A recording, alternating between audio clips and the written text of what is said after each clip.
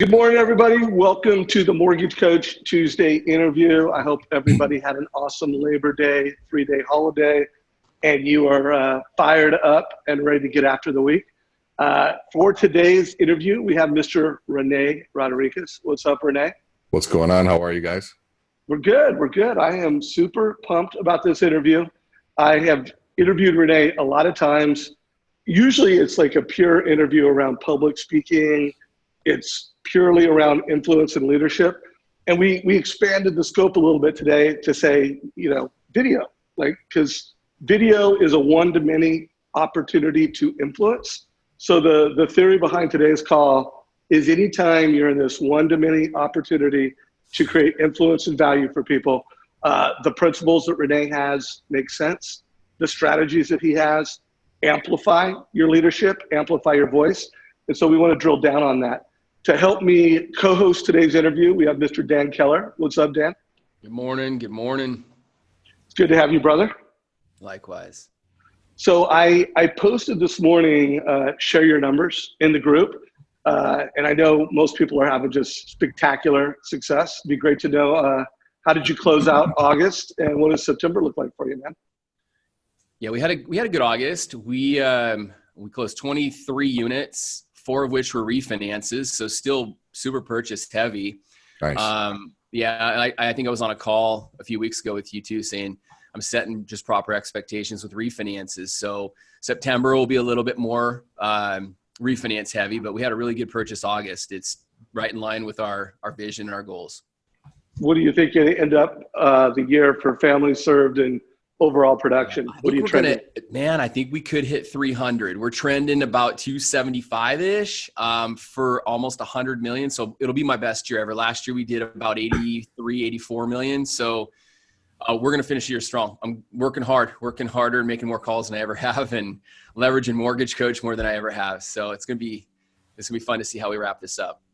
Well, this is cool. So think about it. Everybody who's listening to this, we have I'm just going to throw it out there, Dan. We have a $100 million a year producer, even though you haven't hit that milestone yet. Yep.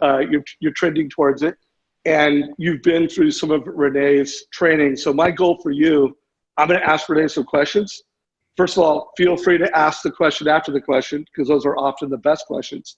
But my goal for you, Dan, is that you're really going to help take these concepts and bring them down to the street level so that a mortgage professional could take these ideas, these concepts, these best practices, and implement them. Yeah.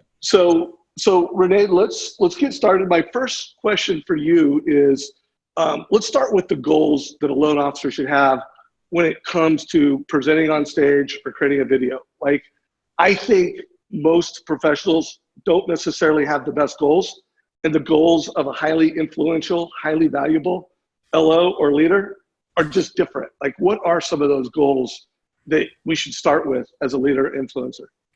Well, a great question. And I'll say this too, Dan, congratulations. 100 million is, man, that's big time, dude. And my ideas, these ideas that I share, they're on a computer. They mean nothing without getting in the hands of people like you guys and you guys that are listening here. So one, thank you for giving me the opportunity to share them, because this is what brings my personal life purpose to fruition. So it's an honor. Thank you. So in terms of goals, I'll share with you, my mentor is a guy by the name of Don Clausen. And Don used to do a workshop with Dave Pemberton. And Dave Pemberton was the guy that was one of the people behind Tony Robbins and teaching Tony Robbins how to speak.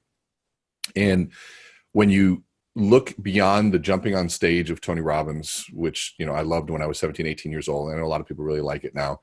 And it's good. But when you get into the psychology of how he communicates and how he influences, there's a lot that's happening there. And I was taught 2 words back then. And those words were leverage and compression. And I remember when I heard them, I wasn't really sure what they meant. But let's kind of break those down for a minute. Leverage, if you think about leverage, it's you can move bigger things with less effort if you do it correctly, if you find the right leverage. Leverage in business is critical, absolutely critical. For when I was selling, and for myself, when I sell some of my consulting gigs or contracts, it can be $300,000 and $400,000 or $500,000 contracts, multi-year, where I'm doing things multi-year with folks, and those sales processes can take 6 months to 2 years to get to the right person that can make a decision of that magnitude. And so what I found is if I'm the one on stage, and if I'm the one that wrote the article, if I'm the one that they read the book from, that creates leverage for me. And what leverage translates into is a shorter sales cycle time. People say, why do you speak? I said, well, it shortens my sales cycle time and it increases my price. Those are two things. So it's like one, if I want two measures, shorten sales cycle time and increase price. So if I'm a loan officer, it would shorten the sales cycle time to get in front of influential referral partners instead of being the one saying, hey, knock, knock, looking up at them and them looking down at you saying, can I get your business? This is around them looking up at you saying, can I even have a moment to meet with you? Now, that process compresses time. That's what we talk about, leverage and compression. So you're creating leverage from being the one on the video, in the article, in the book, on the stage, front of the room, to create the leverage so that you can compress time. And so, Dave, you talked about one on many. When I first started selling cookware, it was around one-on-one presentations, and I would book 3 appointments an evening. I would have one at 4, 6, and 8 o'clock. And I had 2 hours to cook and close. That's really what it was. And I would do that 3 times, and I would get one of those to buy. And that would be 3 couples in a night. Then I was introduced to the Salad Master Corporation, where Zig Ziglar started, and they taught 5 couples 1 dinner. Compression of time. I would just do 1 dinner, start at 5:30, 6 o'clock. I would cook for 5 couples, 10 people, and it would be 1 better presentation, 1 event, 5 couples, and sometimes I'd close all 5. Now in college, if you're closing $10,000 of cookware in an evening and you're making 50% of that, $5,000 in a night, is pretty awesome when you're in a dorm room. And I remember literally failing my presentations in communications class where they said I had to do a sales presentation. And I came in and I just said, well, I'll just do exactly what I did last night that made $5,000, and I got a C-. So that's a whole nother story. But in terms of metrics, leverage and compression, so decrease your sales cycle time to increase your value. What's the value? It's less, not being shopped. Somebody, when they really honestly realize that if you're being shopped, they're looking at one metric that they can control, that means you haven't given them anything else that they can measure. And so part of presentation, in whatever format you do that, video is a fantastic format to educate, then you're giving them other things to measure you on. And so shorten sales cycle time, increase price. So I just thought of another interview that we need to do. I have a son that's going to be off in a dorm room a year from now, and I want you to teach him how to make $5,000 cooking for families. So, and knowing that we've got a lot of 50 plus mortgage professionals, guys, if you want him to do any teaching on your college kids on how to make money, we'll do that next. Oh, I bring college kids all the time. They get a free pass to any of my workshops. Like we give them $5,000 scholarships. If you're in high school or college and you show enough interest to take 2 days with me, you get free access anytime. So I literally I get one or 2 at every event. Oh, that's beautiful, Rene. Love that. So Dan, you've invested a lot of time and money in getting coached by Rene, and you had some goals that I think would be similar to a lot of other mortgage professionals. So like, what were the goals that you had to be better at one-to-many? And then any color you want to wrap around what you just heard from Rene. Yeah, no, I mean, I was on a call with you last year, and my goal by 2021 is to have every single real estate professional in the Northwest know who the Dan Keller team is. And part of what Rene is saying, and the reason why I've not only hired Rene, and I'm going to see you again in Dallas in 9 days, is I want to get better at presenting my message so that people will remember Dan Keller, but that I can add value to them. And so, I mean, I've never heard this analogy, the whole leverage compression analogy, but it's absolutely key. I think it's something that all of us as mortgage professionals, the longer we have with a client, the greater risk. I don't like 45-day closes. I don't like 60-day closes because it's more time for them to find stuff on the internet. It's more time for them to talk to a coworker. It's more time where things can go wrong. So that's one thing. And then the idea around the leverage part of it, kid God, I mean, that's why I'm here today, is to learn how to get better at communicating and amplifying my message so I can have more leverage in a sales conversation. Love that. So community, If you have questions for anyone on today's call, mainly Rene, put those down below. We're live right now. You can be putting that in Facebook Live. If you're watching the recording, we'll make sure your questions get answered. So put them down below. Plus, I'm going to be interviewing Rene more, probably at least one more time by the end of the year. So Rene, not everybody is going to have, one, the time, and two, the budget to spend $5,000 and be one of 10 people at one of your Amplify events. So I want to unpack some of the guiding principles. I've heard you over and over use this concept of success formulas. So let's start with just kind of what are some of the core principles? What are some of the success formulas that people that have that goal? I want to get on stage, or I want to do a video. I want to do a one-to-many moment of influence. What are some of the success formulas that they need to think about? And what are some of the principles that drive your whole Amplify framework? For sure. Well, absolutely. The first thing is speak for free anytime you can, as often as you can. If you suck at it, do it more often. It's like anything in life. There's no shortcut around it. You're not going to be good at it first. There's just no way around it. And so to the people that want to be more influential, want to speak, then start speaking, even if it's to small groups, whatever it is. If you suck at videos, start making them. I mean, that's like the best thing you can do is start doing them. There's no way. And you and I have talked about this, and the best advice, Dave, I saved the text, and we all have the mindset. It doesn't matter if I'm good at it or not. We still run into that process where I sent you I made the mistake, but it was a great mistake of saying, unfortunately, I'm not a real good marketer. And this was within this last year. And you responded ever so lovingly with a sledgehammer and say, dude, stop saying you're not good at it and get good at it. And it was like one of those, I'm like, oh, he's so right. I've been saying and limiting myself of not being good is a perfect excuse to not do it. And since just listening to that advice, I was supposed to do 4 Amplifies this year. We're going to be at 11. And those are, and I got to tell you, it was from that one conversation that you and I had, but you get fed back to me what you just asked me to feed to you and the group here, which is get out there and start doing it. If you're not doing videos, there are so many people that are good at videos. Look at Dan has built a following around just getting in front of that camera and doing it. And even he will tell you, he's like, man, I mess up every time I go up there, but guess what? He's going to get up there and start doing it again. And he got that from being, pro baseball player, which is, you swing the bat and then the coach comes in and shifts his hips a little bit and he swings again and he misses and they shift this and they move an inch and they do this for years. It's a constant readjustment of what's happening. And so the interesting thing about film and being on camera is that cameras have a perfect memory. If you messed up, the camera will remember. And that can work for you and against you. And I think you got to make it work for you in the sense of, one, people aren't going to remember all those details. If you add value, nobody cares. And if you add value and you make a mistake, but you're the one on camera, it's actually a good thing because you're more approachable now. Perfection on camera is not what people want. Perfection in video on stage is not what people want anymore. In fact, all of us know that speaker that comes out there and goes, all right, everyone, here's what we're going to be talking about here today. And everything in my voice now all of a sudden changed and I'm just not believable anymore. We want somebody that says, I tell people I had a guy that's one of the number one HubSpot distributor or partners in the country. He's doing a keynote speak at the Inbound conference, 7,000, 8,000. I don't know how many thousands of people are going to be there. And he's super nervous. We worked with him for 4 months and we finally got to the end. I said, you know what, Brendan, you're just going to start by saying, folks, before I get started, I want to tell you, I'm not a professional speaker. I'm a HubSpotter just like you.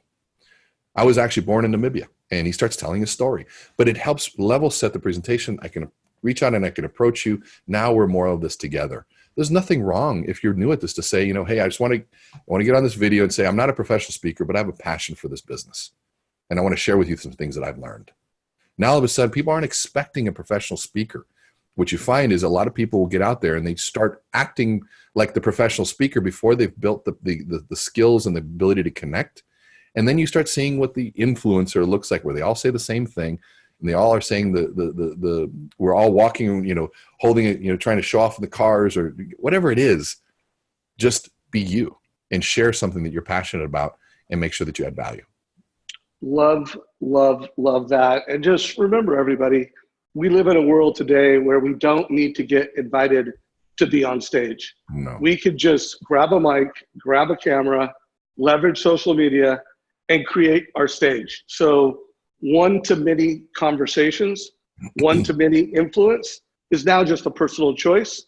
And my hope, because I'm all about helping local referral-based mortgage professionals kill it. Like, I want your next 10 years to be better than the last 10 years as a profession. And for those that subscribe to this community, whether you're an active member of Mortgage Coach and you deliver a total cost analysis to every family, or whether you give your attention to our Facebook group or our YouTube channel, I want you to grab the mic, amplify your voice, and get on stage. I mean, that's why I do this, and that's why I asked you to be today's guest. So let's talk about some other just core principles, because I know that, you know, the best of the best, they have different goals, and the best of the best, they have some formulas. You know, there's even people that can speak on stage, sound really eloquent.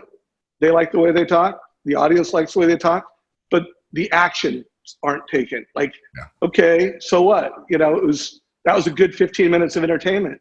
That was a great half-hour lunch and learn, but no one did anything differently afterwards. You know, the speaker didn't monetize it. They didn't get leads. People liked them. People thought they were smart, but they didn't get any leads. Yeah. So let's talk about success principles to get on stage, have influence, and by the way, make some money, get some leads, get some business, and have some purpose for that stage time. So is the audience is all, they're for-profit or non-profit business? I think we're all for profit on today's Okay, show. good. Just making sure. And we may have nonprofit endeavors, right, but the purpose of our community is to help you have more fun, make more money, and do it through being an advisor, absolutely, not a transaction-based loan officer.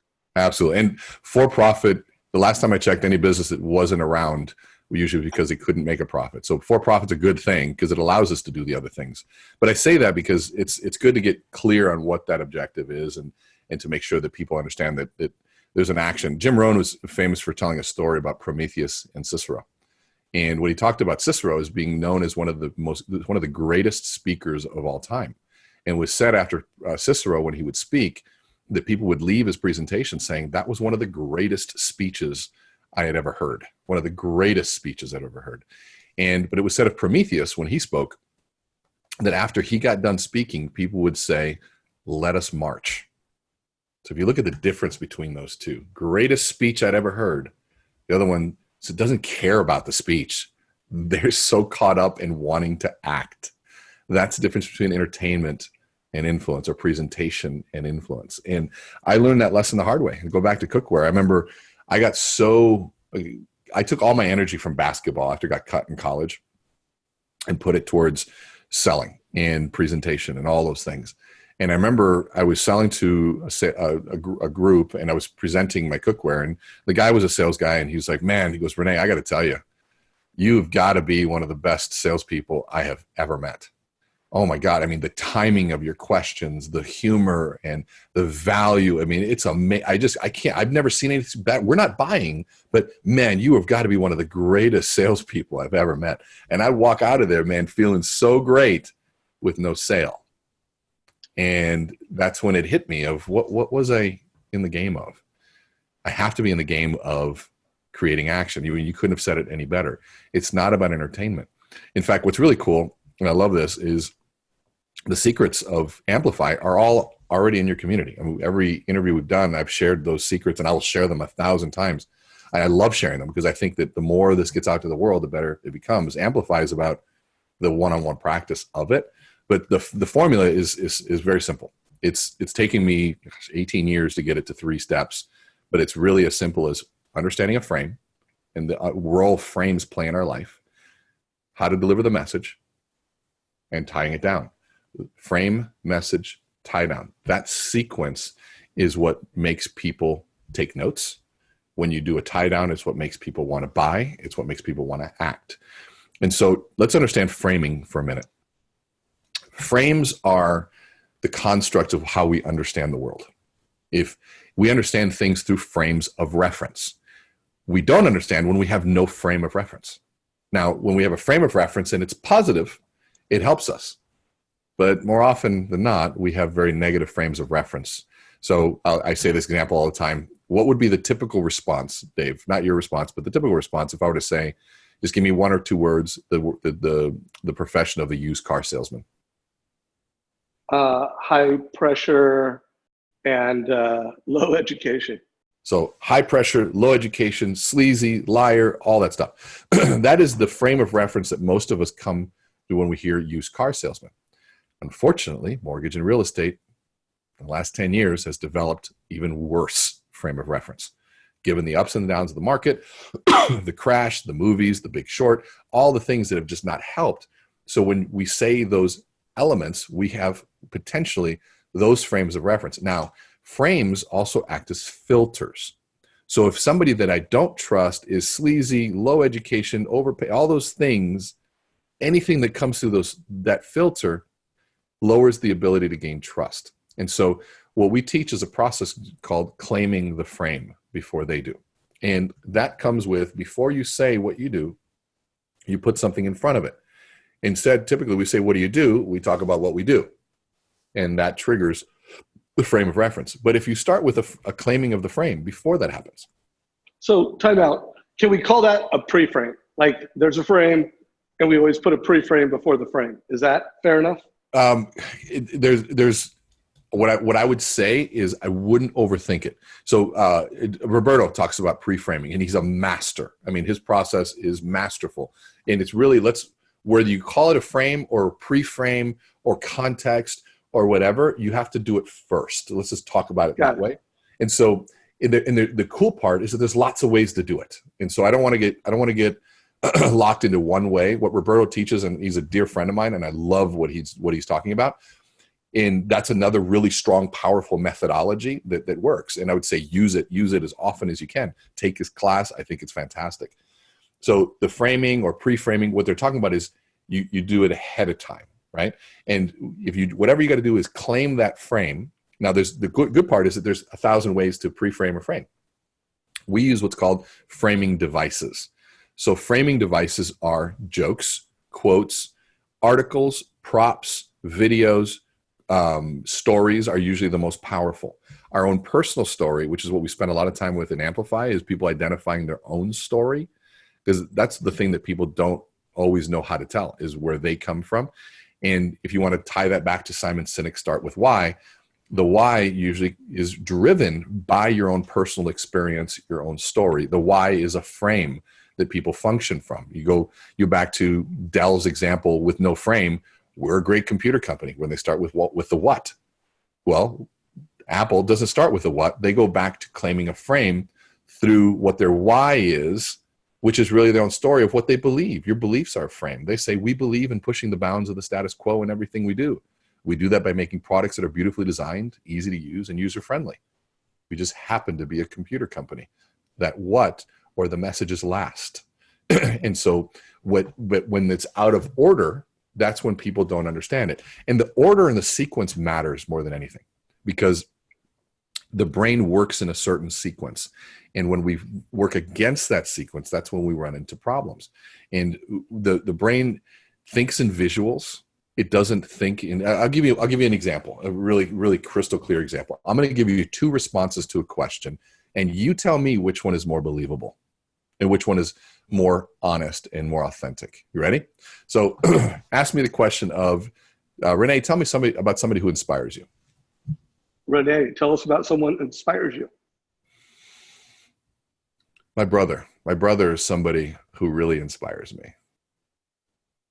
Okay, there's one example. Same question, and I'll give you a different response. Rene, who really inspires you? My brother. My brother really inspires me. So which of those 2 feels more real and authentic? I don't know. I thought you did a pretty good job on both of them. Dan, I'll let you weigh in on be the judge on that one. I'm going to have to say the second one, but I'll do them again. Let's do them again. I want you to pay attention. Here's the best part about this is we don't see visually the difference. Mm-hmm. but your audience will know the difference and feel it. For some reason, they can't put their finger on it. I'm going to do it one more time. Ask me the question, Dave. Or Dan. Dan, Dan, you're on the hot seat here, man. You jump in here and you tell me which one's the best. And if you're watching this video, I'm going to get a little closer. You can see. I want you to watch what it is that I do. Rene, tell me who inspires you. My brother. My brother is somebody who really inspires me. Okay. Rene, tell me who inspires you. My brother. My brother's really inspires me. So which one felt more authentic? I gotta say number 2. So what's the difference? Did you notice a difference? I think you laughed. I think you exhaled. You smiled in number 1. Yeah, you smiled in number 1, and you just felt like a little more of a core heart connection in number 2. So here's what happens in sequence. You feel before you think in reality in life. You don't think and then feel. If something happens, because what ends up happening, if I want to think and then I got to remember to put a feeling to it, I really think you should do this. Versus, yeah, you really need to do this. It's the feeling is overwhelming first, followed by the words that come out. Mm-hmm. And so somebody asked me if, and I used to do this with people that were competing and being interviewed in either pageants. I helped Miss Pennsylvania, Miss USA, trying to help them create the sense of understanding. And people with interviews or executives, we do this on people that literally are on one of my clients is on CNBC every week because they're leading this plant-based protein movement. I mean, they're just always, and we're working on sequencing of emotion at that point. Somebody asks them a very difficult question that's controversial, and your response physically is going to dictate stock price. It's not about the words that you say. It's all of the things that are happening in that moment. And so if somebody says, tell us something you're proud of, and I go, my brother, and there's nothing here, and then afterwards, it's there, it's manufactured, if it's second. And so if it's first, it's uncontrollable. And uncontrollable is real. Somebody says, tell us something you're proud of, and you go, and you're just like, you feel that sense of that, and you go, it's my brother.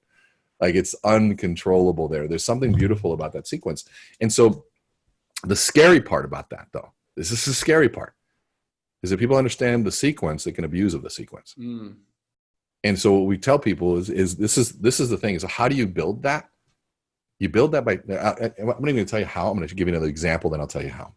CEO, 25 largest mortgage company in 2007. So you won't know who they are right now. He was having a hard time being believable.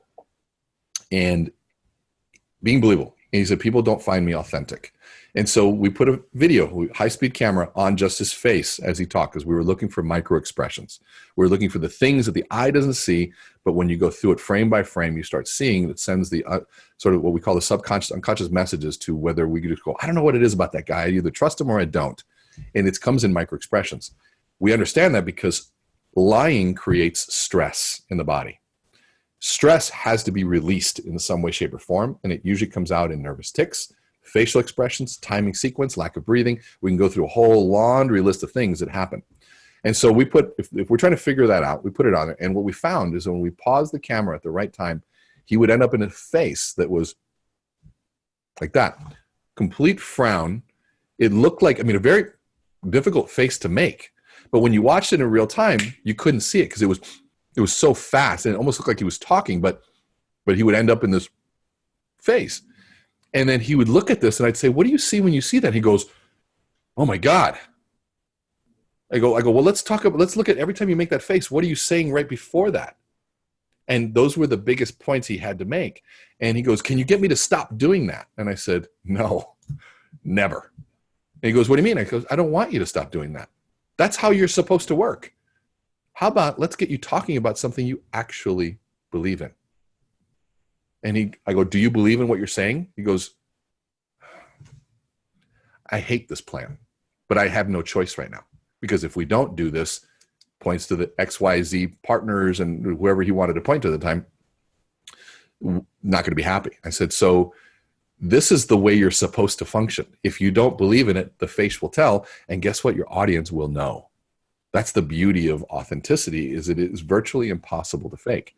And I said, so if you want to change the physical expression of what's going on, let's get you talking about something you believe in. And usually that will begin at that level is, let's not talk to the audience yet. Let's get you square with the people that are making you say this message. And that we turn to the people, they get square. All of a sudden, he can come from an authentic place. Message changes completely. And so the difference was, how do you change that and get the sequence to work right, your body to work right, is you get clear internally first. Get clear on your own story. We had a group last week that went through this, and we talked about it as landmines, because some people would talk about their own story and they would start getting emotional. And I was like, look, if you have a story and it is an emotional story, it's like a landmine. And what do we do with landmines? We avoid them. And now if we're talking about something that's really about authenticity and being able to engage and connect, the only way you engage and connect is if you give somebody to sink their teeth into. Give somebody something to sink their teeth into. Some sort of vulnerability of something. It is impossible to connect with people who are not vulnerable. It is just impossible. We might follow them. We might look up to them. We might be enamored by them, but we were not connected to them. And so there are a lot of people that we follow, we enamor, that we follow and we emulate, but we're not connected to those guys. If you want to emulate somebody, emulate those that you're most connected to, not the ones that you admire most. Think about that for a minute. Now, if you're trying to create a massive following of billions of people or millions of people, the Grant Cardones are great. Gary Vaynerchuk's are great. But if you ever hear the stories, and sorry, Gary, if you're watching this, he can be kind of an a-hole. And he can use the audience questions to drive a point, to drive followings, but that person is scarred for life because he didn't listen. I had a person that went to him and said, hey, she bought a bunch of empathy wine to get a one-on-one or 30, and she was in the room, she could talk to him. And she said, she's a small business, runs a PR company, said, what do I do about clients that aren't paying me? And he's like, you move on, forget about it. See, all you guys see, this is the one, she goes, well, what about principal? She goes, you're going to go broke with principal, and used it to create a really great moment that went viral. But here's a small business owner that paid a lot of money to get access to a moment where all he had to say was, man, that sucks. I remember when that $2,000 meant everything, and it probably does mean everything to you. But now you got to ask yourself a question. The energy on that principle, is it going to outweigh the return? Now, I get it. I understand. But he showed no empathy. It was so weird. But yet we all want to follow those people that are there, but we're not connected to them. But we admire their following. To connect with people, follow those that you feel most connected to. You'll find that they're storytellers. You'll find that they have shared some level of vulnerability. There's something for you to reach out and grab about who they are. And they've explored that. So those landmines that you avoid, sometimes you got to blow up those landmines, whether it be in therapy or whatever, so that you can explore some of those stories without the emotional charge that goes with it, if that makes sense. So connection requires some level of vulnerability. And for us to innovate, for us to sell in today's environment, you have to have connection. So my takeaway from the stories you just told, the principles you just discussed, everybody on this call needs to become one with their story. I'm a loan officer. I'm a mortgage coach. There's some way that you do business that's unique. That's just like ground zero. Everybody needs to get clear on their personal story in a way that's authentic, in a way that's attractive. Not just the way people think, but the way people feel, which I do think in the mortgage business, it's such a numbers, logic, numbers don't lie, that we don't, connect emotionally as well as we can. So Dan, I want to ask you a question, and then let's riff around this. As a time check, we're about 35 minutes into this, so we got 25 minutes left. I want to get as many core principles out and stacked as possible, Rene. So if there are others, be ready to share those. Yeah. But Dan, knowing that you have gone through Rene's Amplify event, what are some of the things that you've done that have improved the way you show up on video? And then also share some of the results you're getting. I'd love to know since going to Rene's event, what have you done different in videos, or what have you done different on stage at one of your, home buyer events? And, make it practical for us and make it tactical for anyone that's listening to this as a mortgage professional. Yeah. So I have a feeling right now that I am no different than the 100, 200, 2,000, 20,000 people that are either on this call or are listening to this video at some point, this recording at some point. We have hundreds of conversations a week with friends, family members, clients, prospects, realtors, and it's going to be hard for you to hear this, but I want you to listen to this. We wing it. Even a producer closing 80 million a year, I wing it. And what I've learned from Rene, and it's hurt because I've come back from his events and really thought about it mainly on the plane, how much I wing it on a day-to-day basis with my family, with my kids, with my employees. And it's so important if you're in sales. It's so important if you're in any role of leadership. And leadership is influence. If you have influence over anyone, it's so important to understand that life is too short and people are too important to wing it. And so what I've learned from Rene is two things. One, listen more. All right. We're so quick to say, what is your rate right now? Hey, rates are at 3.875. I can help you. Listen more. The second thing is always enter a conversation after you've listened more with how you can bring a solution to their lives. It may not be right now. It may not be mortgage, whether it's a conversation with your kids or your spouse or a friend or a family member or an employee. How can you bring value to their life? And the biggest takeaway I've had so far with working with Rene and going to his events is understanding, one, I'm going to stay true to myself now, be convicted, stop winging it. Every conversation, listen, and then follow this sequence, because what he's talking about, connecting to the heart, people feel before they think. It's incredible. And when you get that through your head, your sales are going to improve. Your conversations with your employees are going to improve. Your conversations with your spouse and your kids. My biggest takeaway from his first event is how I communicated with my kids when I got back. I didn't knee-jerk, Hudson, what were you thinking? And instead, like I listened, Rene gave a great example, and you're gonna have to come to his event to hear this, but he gave a better example of how you should approach conversation with your kids in a situation like that. So huge takeaways from Rene. It's changed my business, but more specifically, it's changed my life. So can I piggyback on that question? Can I just challenge Dan on one thing?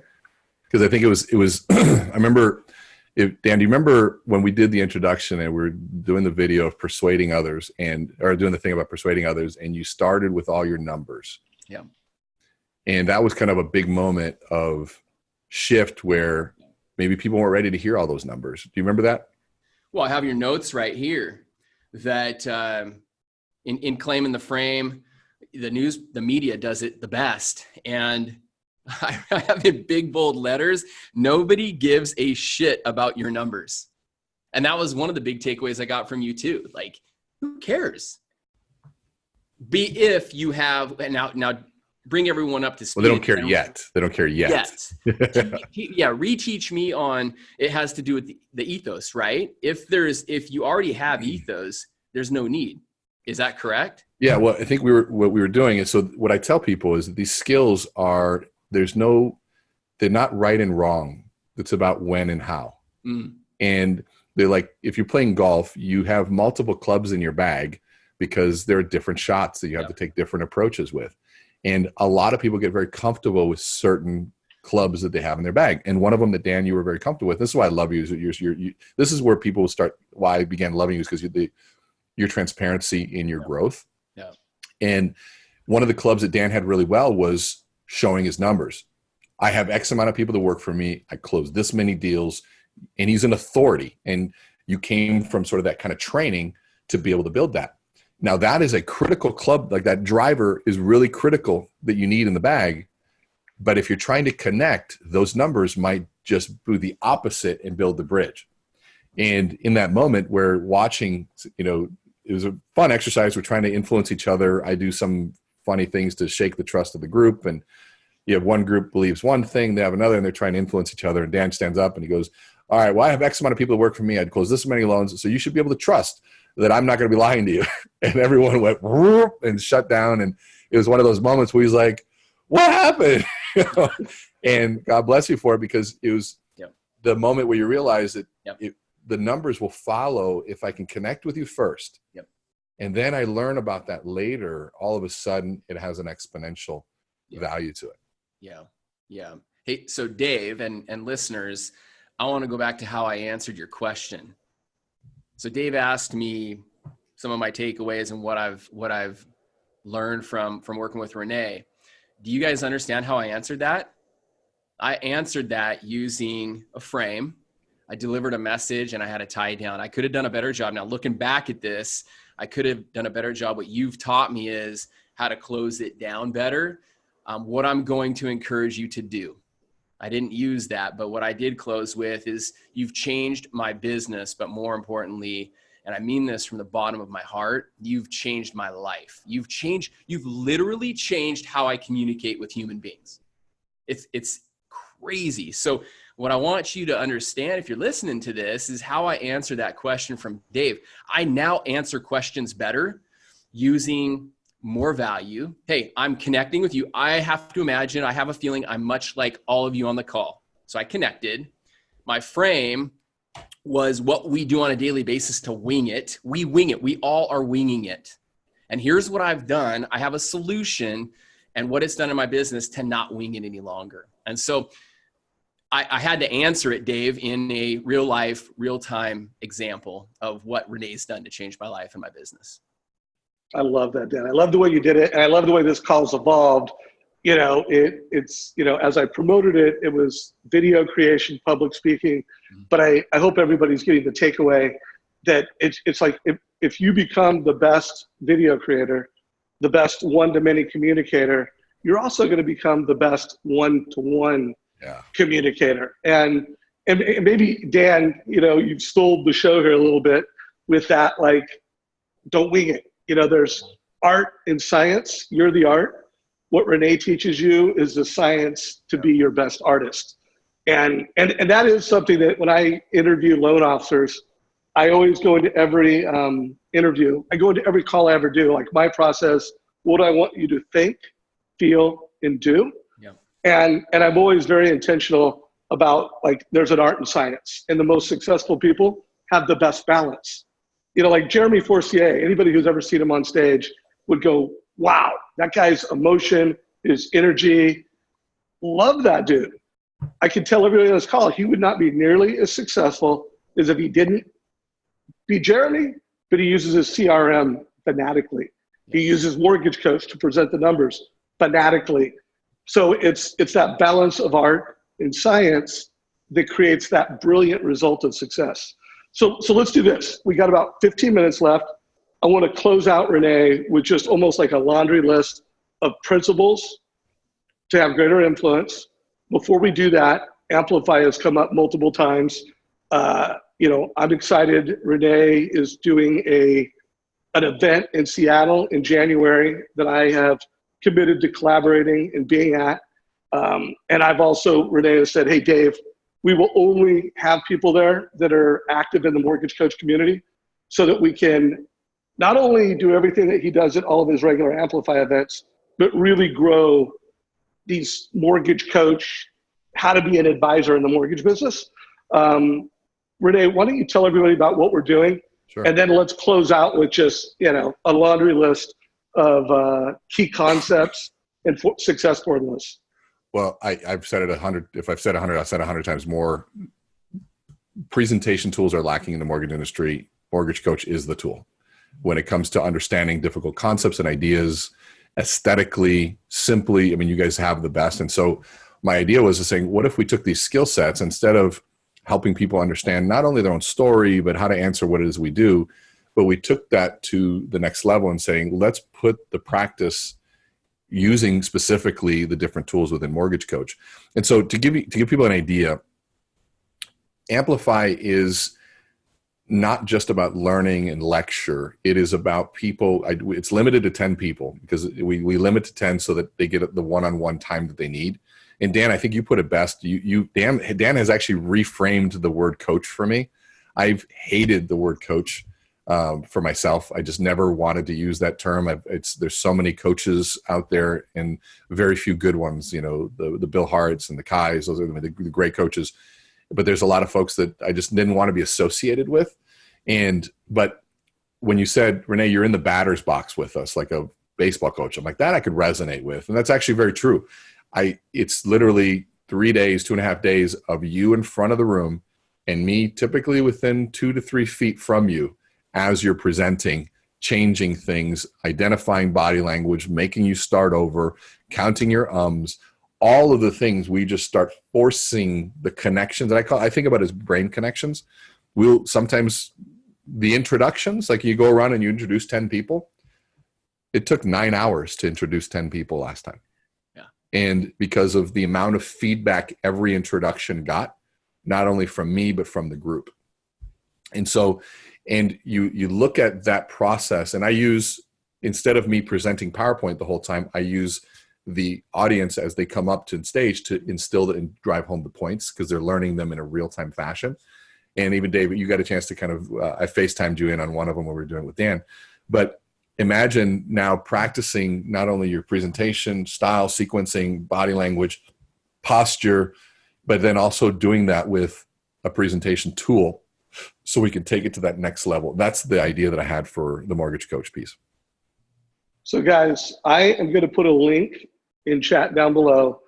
I would love to just see a lot of the most influential Mortgage Coach members go through Rene's program. I think they'd get a lot of value. Just Dan is a close friend of mine, someone that's leader in the community. He's told me it's, I don't know, Dan, did you say it was like the best educational experience you've had, or how would you frame it to the community? There was more substance, deep, but digestible information that Rene hit it right on the head. And you agreed when I came back from his Minnesota event, Dave. It's just not taught. It's not taught in sales. It's not taught in the mortgage or real estate worlds on how to sell better, how to influence more. And Rene, you've got a niche, man, and you're amazing. You're amazing. And I would encourage you, leverage this resource that we have available to us. I know you have a little background in mortgage. We have it available to us. And so it's a gift. I encourage anyone and everyone listening to reach out to Rene for that. Yeah. And I just put a link in both Zoom and a link in Facebook. If you're watching this on YouTube, there'll be a link down below in the description. And here's what I think is different about it is that it's the tactical skill-based training and the feedback. It's not, hey, listen, take notes, go home and implement. No. It's a live experiential training opportunity. And so Mortgage Coach community, if you're a mortgage coach and you want to sign up, there's a link down below that will identify you as someone from Mortgage Coach. And hopefully many of you can make the January event. Rene and I have already kind of decided that if we have too many people, well, we know we're going to have too many people. So it's a question of, do we have more events after January, or do we do some events, in October and November? So Rene, if anybody has a question for you or wants to connect, they don't want to just click the button and sign up. Oh, there you go. Rene just put his email address. It's Rene at Volentum. Did I say that right? Yep, Volentum. So that will be down below too. So Rene, we got 10 minutes left. Hopefully we'll have a super cool time in January. It'll be a very special group of mortgage professionals that are there at that time. So not only will we learn from you, we'll learn from each other. Give us just a laundry list. So we have this Rene Rodriguez, Amplify Your Influence. We've got a checklist. So get on stage as often as you can. Don't worry about if you get paid. Just, get the reps in. get clear on your personal story. And it has to be your authentic, emotionally charged story. Because if you're telling a story that puts a frown on your face, that's not a story that's going to amplify your influence and your call to action. We got your frame. What was it? Frame Message. tie down. Frame message tie down. Frame message tie down. What else? I think that there's so many things. I'm going to go back to what I like. Going back to the videos that we did before. Go back and watch those on outlining frame message tie down. I can give you a link to where I can go. I think I did the whiteboard series that has 20 videos on that's free to you guys that you can go through and learn those different skill sets. I'd say also video yourself as often as you can, because you don't have to go through Amplify to get feedback. You don't have to have a background in neuroscience to see that was believable or not. You're not dependent on going to this course to improve. But what the course does is forces it really filters people that are serious, so they come they're very, very serious about it, but it also forces you to get the feedback that maybe you didn't want to get before. Surround yourself around really good people that are willing to take notes on what you say, to tell you what they like and what they didn't like. Feedback is critical. If you're not getting either recorded feedback or other people getting feedback, you're not improving. And if you like all the feedback you're getting, you're not improving. The hardest part about this is people telling you. I have a rule: if I'm ever speaking, I have at least one person taking notes, not on what they liked. And I get enough of what people like. I need to know what people didn't like. What are the improvements? And I had one guy that was my partner at the time. We sat down and he had his notes, and we sat down and he literally started laughing so hard. And I'm like, what? He's literally hunched over the desk.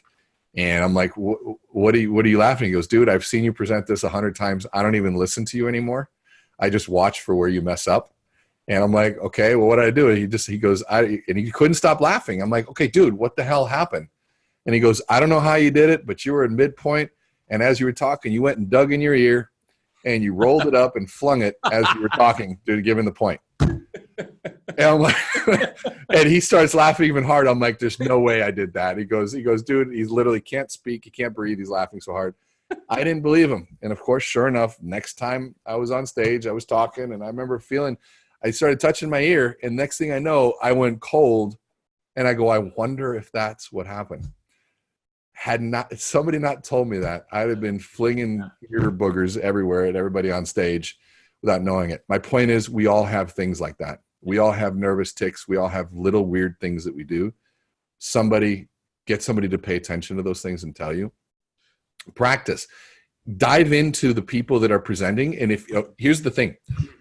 The biggest thing I would tell you right now before you get off is go back to any recorded presentation you have of people that are really good at Mortgage Coach that go through. I'm sure, Dave, you have a link of people that are saying, here's how you do a TCA, or here's how you do a rent versus own. And if you get a Jeremy Forcier or a Dan Keller or anybody else that's really good at it, follow it, write it down, and practice verbatim everything they said. Take an analyst approach to it. They asked this question. Why did they ask that question? I wonder why. There's a reason why people at that level that are doing $100 million a year ask questions in a certain sequence. And if it's working for them, follow it, practice it, and deliver it. After you've memorized that, then add your style to it. But practice what works first. And Dave, I'm sure you have links upon links about that stuff. Oh yeah, guys. Think we don't. So this mortgage strategies playlist, guys, I did because there's so many nuances to how you can deliver advice with a total cost analysis. And I wanted to, one, have a collection of top producers. Everybody in this list is closing over 10 loans a month. Some people are closing, 100 loans a month, and they're using Mortgage Coach to deliver advice. And think of Mortgage Coach as the tie down, and that's so again, mortgage strategies. Check it out. We even have it on our website. We have a Mortgage Coach mortgage strategy playlist. But little things. And one thing I'm excited about coming to this is that everyone in the room is going to be a mortgage coach. So we're not going to have people outside of the industry. I think we're going to have more demand, more people who want to sign up than we have chairs. So we're probably going to have multiple events. but I'm going to be able to control who's in the room. And I think what we're going to find is that there's a better way to have those conversations. There's a better way to, like when creating a video, you know, one of the biggest mistakes I see in the community is a bad tie down or like no tie down. Mm-hmm. And that call to action matters. You know, just for example, when you do your close and your tie down, if you focus on, oh, I'm going to give you clarity, you know, there's different angles that you can take. They call it the clarity and the savings angle. And you can also do the fear angle, where most loan officers just tell you your monthly payment, your closing costs, and your interest rate. Mm-hmm. I give you full transparency and show you the cost over time, you know, so you can see how what your loan cost over 5 years, not just over the transactional cost. That's a powerful concept, the power of transparency. So we're going to focus on that. So Dan, we got less than 5 minutes. I want to give you a chance to give a few closing thoughts to the audience that's listening. And then Rene, we'll close out with you. And then we'll wrap up today's interview. Sure. Well, I think you kind of just hit it on the head, Dave, where you mentioned have Mortgage Coach, for example, Mortgage Coach be your tie down. I think what I did when I came back from Rene's event is I was overthinking how I was presenting. So if you know that Mortgage Coach is your tie down, work backwards from there. All right. So I think that's really big, where you can kind of fill in the blanks. All right, so now I've got to have a great frame. How am I going to frame this and deliver the message? And then what can I use as a pre-frame? And this is what you'll really get out of coming to one of Rene's events is understanding, okay, how to fill. He'll give you the formula, but then you'll master how to actually solve it. So I think that's one of the things that I my big takeaway today is don't overthink this. If the technology of Mortgage Coach is your tie down, all right, create a message around that, work backwards from there. The other thing, I took some notes here. I just wanted to share this one last takeaway, and I actually picked this up from Rene's event.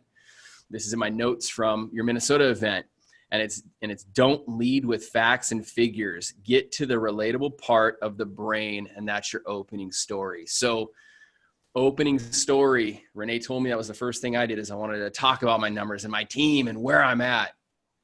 And he gave me that harsh feedback right away. He was like, you're not connecting with any of us. Connect with us, connect with our hearts. So big takeaways right there, you guys. I'll leave this. And Dan, it's like what was fun to watch about you is that you are already a naturally wanting to connect. You're a naturally connector. You're a connector. And the moment you almost gave yourself permission to that, it's like we were putty in your hands because you carry so much credibility and authenticity already that once we connected with you, we would follow anything you wanted to say afterwards. Mm-hmm. And so I'll say this in terms of my last thing, Dave, and I'll give it back to you, is one of the things you'll learn, and I want you to think about is, hear the sequence of what I say is we use a story to deliver value. Don't use my time to tell me a story. There's a big difference in that. A lot of people take time telling us a story, but if we're ending up with, well, why'd you tell us that? That means you wasted my time to tell me a story. But if you use a story, it means use as much or little of the stories you need. Use it and then leave it. Use the story to deliver value. People will never be upset. Love that, guys. Tons of gold in today's call. Want to remind you guys, there is a link in chat below. So whether you're watching this Facebook, click on that link. That link will take you to Rene's Amplify event. Pick the date you want to go. The one that I have committed to going to is the one in Seattle. Although, and it's real simple. Just click on that. It's actually not $5,000. It's only $4,995, but $5,000. $5 discount for Mortgage Coach. Yeah, there you go. So click on that. Go check it out. And if you really want to go, because remember, we're going to have more people that want to be part of this, and you want to have more events, you can always email me, dave@mortgagecoach.com. I want to, as you sign up, we want to know who is becoming part of this. And Rene, let me know if we need to add another date in October or November, and I'll figure it out. I mean, I'm traveling a lot. I'll figure it out though, and we'll do another one if we have enough demand for it. Awesome. So this is a wrap, everybody. Hopefully you got some value. Hopefully you take some notes. Like I always say, schedule some time, schedule a jam session and really review your notes from today. What are you going to stop doing and what are you going to start doing? And I hope one of the things that everybody's going to stop doing is anything that is not your most intentional. Call it the way you're winging your story today. I want you to schedule some time to get your story better, stop winging it, and take it to another level. Take care, everybody. Mr. Keller, thank you for joining us. Rene, appreciate you, brother. Thanks, dude. Looking forward to lots of fun together, guys. Likewise. Thanks, guys. I really appreciate it. Take care, everybody. Hope you got a lot of value. Give us a like, share it with your mortgage friends. Have a wonderful day.